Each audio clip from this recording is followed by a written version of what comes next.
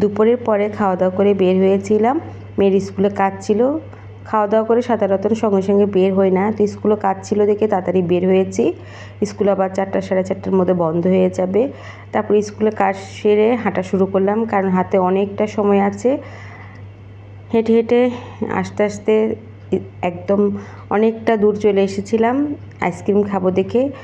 পরে এসে এই তো এই দোকান থেকে আমরা প্রায় এসে আইসক্রিম খাই, সাধারণত সন্ধ্যার দিকেই আসি খেতে। তো এই দোকানে আসলে একদম ওপেন আপনাকে আইসক্রিম বানিয়ে দিবে। তো এখানে 2 রকম আইসক্রিম নিয়েছি, 2টা, আর একটা নিয়েছি ম্যাঙ্গো আইসক্রিম।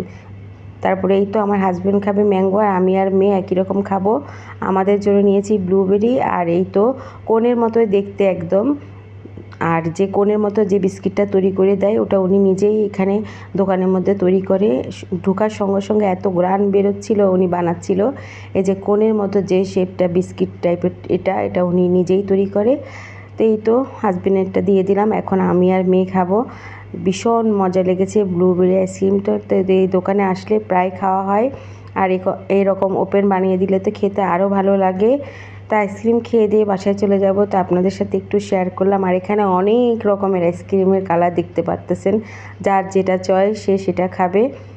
তা আমাদের যেটা চয়েস ছিল আমরা সেটা নিয়েছি, এখন বসে বসে খেয়ে তারপরে বাড়ি চলে যাব। আল্লাহ হাফেজ।